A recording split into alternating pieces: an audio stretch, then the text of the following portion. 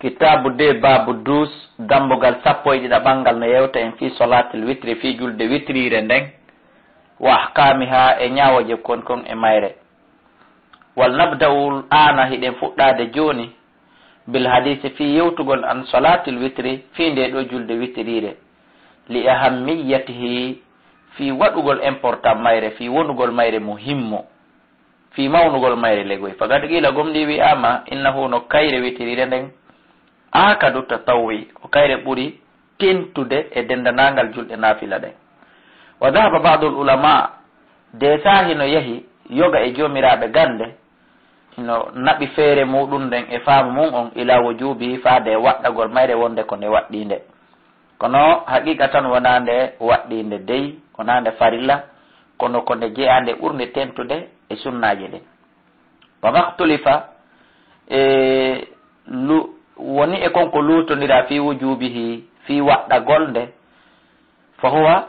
ko kayre akadu woni ko ɓuri tentude min gayrihi e di ko tana mayre mimma lam yuhtal immorde ɗen julɗe tawɗe luutodiraka fi adami wujubihi e nder waasegol waɗɗegol majje bi mana legoy awa sabu ko nde luutodirako si tawi woni e luutodiregol fi mayre si nde waɗɗima si nde waɗɗaki hollugol legoy ko nde ɓurde tentude e julɗe hedditiɗe tawɗe ɗen luutodiraka fi angal waɗɗagol muɗum. ittafaqa al muslimuna julɓe hino fottani ala mashru'iyati l witri e sar'inegol witri fala yanbaghi hana tarkuhu accugol witri wa man asorra kala duumiɗo ala tarkihi accugol witri fa innahu haray on ɗon e taridun murti shahadatuhu seede yagal makko ngal bi mana kalimatu shahada makko haray ɗum ɗon murti yalti. qala al imam ahmad maki man taraka al witra kala accuɗo witri amdan e teware fo waray oɗo rajulu su'in woni gorko bonɗo la yanbaghi hana an tuqbala nde jaɓete shahadatahu seede yagal makko kala ko o seediti. wa rawa ahmadu wa abu dawuda marfu'an man lam yutar kala mo waɗali witri fa laysa minna nelaɗo maki e nelaray on ɗon o jeyaka e amen. wal witri ismun ko inde li rak'ati wonande darde al munfasila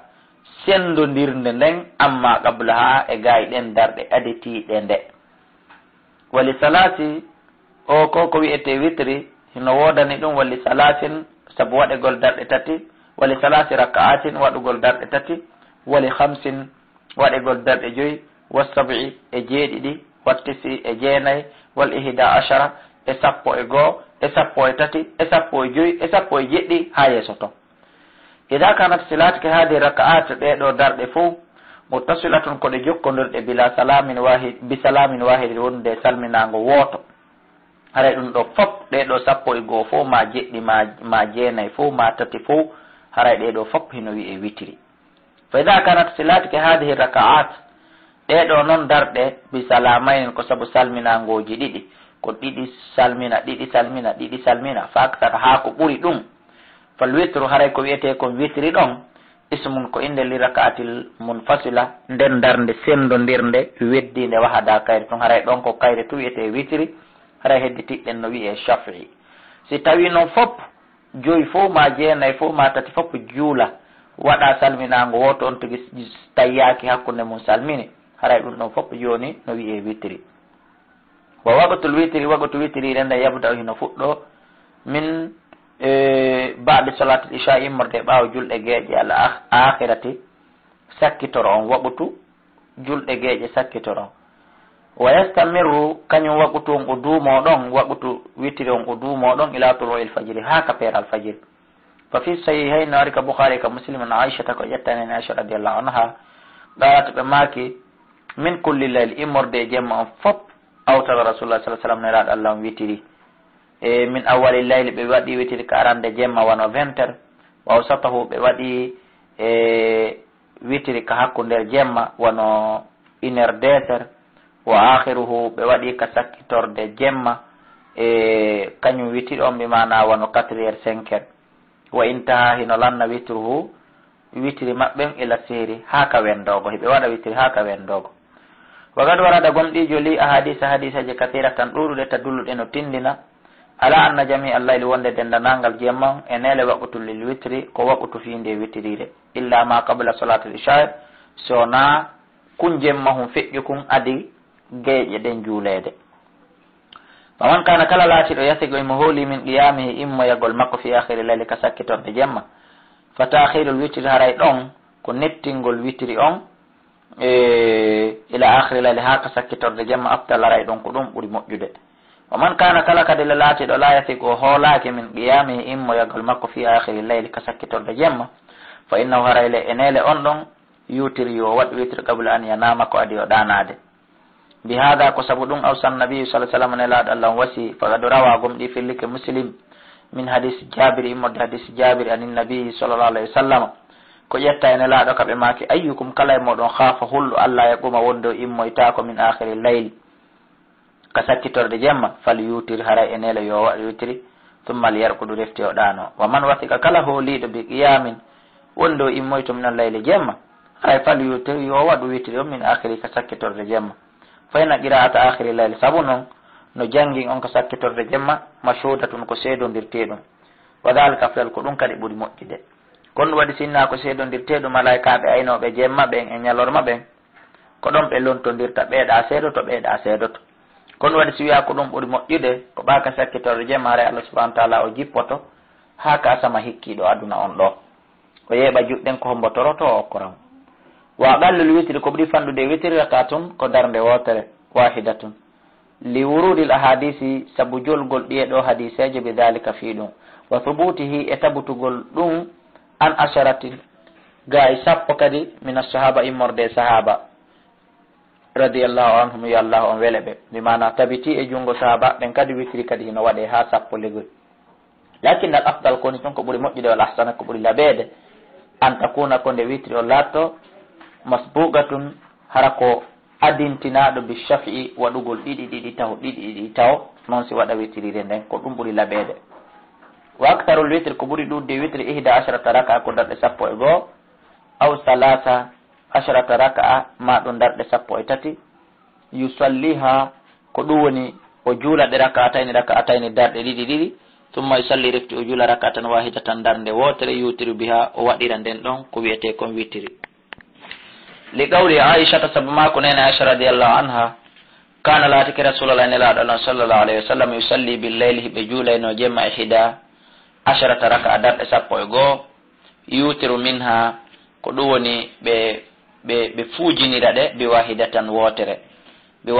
wotere rawahu muslim o fi lafsin no aɗa e konngol yusallimu hiɓe salminayno noon bayna kulli rakatayni hakkunde kala darɗe ɗiɗi ɓe salminayno o yutiru ɓe fuujiniroya bi wahidatin wotere wala hono wodanimo kanko neɗɗon kadi an yusarrida hande o jokkidirta ɗe summa yejlis refti o jooɗo baadal ashira ɓaawo ka timmi ɗon darɗe sappo e tashahhadu o tayyo wala yusallimu hara o salminala summa yaqumu refti o immoyo wayati o addoya bil hadiyati ashara sappo e go'a ɓere nden wayatasahhada o tayyo ɗon noon joni wa yusallimu o salmina wala hono wodanimo kadi simo faala an yusarrida hande o jokkidirta ɗe wala yejlis hara o jooɗaki illa ba'da al-hadiyata ashara sona tuma ɗe timmi sappo e goho tashahhada o tayyo way sallima o salminango woto tayya goto wa sifatul awla kono ko sifa arano on juula ɗiɗi salmina ha timmina sappo immo adda wajjere nden ko ɗum ɗon afdalu ɓuri moƴƴude wala wono wodanimo kadi an yutira nde o witirta bi tis'in raka'atin ka darɗe jeenayi yusarridu o jokkidira ɗon samaniyan jeetata ɓere nden summa jilis refti o jooɗo aqibar rak'ata samina batte darnde jeetata ɓere nden wa tashahhada o tayyo attashahhudul awwal tayyo ara noon wala yusallimu hara o salminali summa yaqumu refti o immo fa ya'ti o adda bi rak'ati tasi'a darnde jeena ɓere nden wa tashahhada o tayyo attashahhudul akhir tayya sakkitoron wa yusallimu o salmina wala wono odanmo kadi an yutir nde o waɗata witri bi sabi raka'atin ka darɗe jeɗɗi aw bi 5 raka'atin ma ka darɗe joyi la yajlis hara o jooɗaki illa fi akhiriya so wona ka sakkitorde mum o juula ka fen wa tashahhadu o tayyo wa yusallimu o salmina li qawli ummi salama sabu mako nene salama radiallahu anha kana laatake rasulallah ne laaɗo allah sallah sallama yutiri ɓe waɗayno witiri bi 7 ka darɗe jeɗɗi wa bi 5 e ka darɗe joyi fo la yufsilu hara ɓe sendidirta baynahunna hakkunde majje bi salamin salminago wala kalamin wona haala. walahu no wodani mo kadi kanko juulo on an yutirande o witirta bi salati rakatin ka darɗe tati yusalli o juula rakatayni darɗe ɗiɗi o yusallimu o salmina tumma yusalli rakata salisa refte o juula darde tataɓere nden wahada kayre tun o istabu hino yiɗa an yaɓrande o jangata fil ula ka darde aranere a nder ɗeɗo tati ɓawo fatiha sabbi isma rabbikal ala wa fi thaniyati ka darde ɗimmere qul ya ayyuhal kafirun wa salisata ka darde tammere qul huwallahu ahad. o tabayyana gomɗi ɓanginama mimma amara immorde e ko yamiri ɗum anna laka wonde mimma marra immorde e konko feƴƴi e gomɗi ɓangi immorde e darsu men feƴƴi ɗon anna laka wonde no wodanma kadi an tutirande witirta ɓe hida ashara raka ka darɗe 12 aw salasa ashara ma ka 13 e wobi tisi rakaatin ma darɗe 9 wobi sabi rakaatin e darɗe 7 fo wobi 5 rakaatin e darɗe 5 fo wobi salasi rakaatin e darɗe 3 wobi rakaatin wahidatin modi ko raɓɓiɗi kon hay darde wotere on tigi no wawi wadde witri hara on tigi gongi ma no nawni ma sella ma no hawji ma no mari occupation wara o juula witri tun o feƴƴa o waalo. fa alal akmal kono ko ɓuri timmude kon e witiri ihda ashara ko 11 waɗana ko ɓuri fanɗude e alkamala e timmodi ndin salasa rakatin ko darɗe 3 wal majzi'u ko tata kon hino wawa yonde rakatan wahidatan ko darde wotere mo waɗi ɗum no haray yoni. wa yustabu laka hino yiɗanama an taɓunuta nde waɗata ɓunutu bada rukuyi ɓawo ruku on fil witiri ka witirire bi an tadu Allah nde torotoɗa Allah subhanahu fa tarfau ɓamta yaday ka juuɗe maɗa ɗen wata qulu wi'a allahumma hdini fi man hadayta ila haka du'a on timmi ɗon addu'a o haka du'a on timmi alwaridu juluɗo on yiltoɗa watta kadi du'aji goo yiɗaɗi labaɗi ɗi nelaɗo Allah sallallahu alaihi wasallam e sahabaɓe mum e yimɓe moƴƴuɓe du o rayno yiltoɗa watta ɗin ɗon kadi ka witirire haray ɗum won no laba tawi ñande o ñande a waɗata du'a ka witirire kono yo tawdo an wona ko suumaye kala suumaye ɗum waɗirte du'aji ɗin yontere kala ma lewru kala